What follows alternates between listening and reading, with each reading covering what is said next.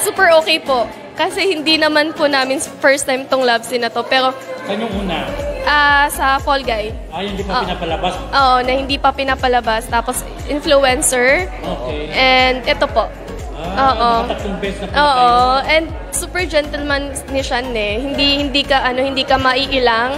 Kasi siya yung tipong lalaki na parang aalagaan ka. In the set, ingatan ka.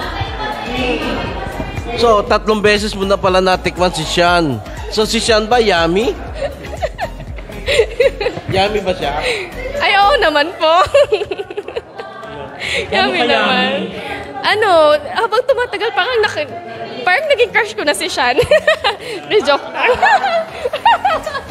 Hindi, parang na-appreciate ko si Sean. Kasi 3 beses na tapos biglang super... Ang bait kasi, crush ko si Sean. Pero hindi alam ni Sean, joke lang. Pag-ibig na kaya, pareho ang nagdarama, ito ba ang simula?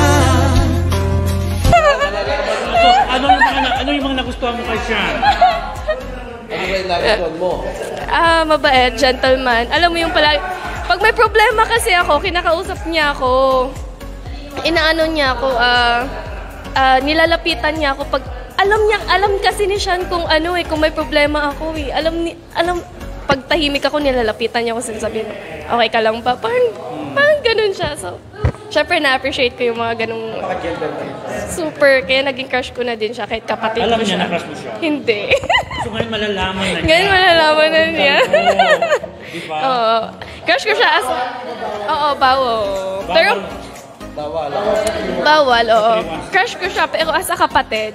Oo. Parang, Ako na yung statement. hindi. Hindi. Humanga, ganun. Marami kasing ibig sabihin ng crush eh. Paghanga. Sige na nga.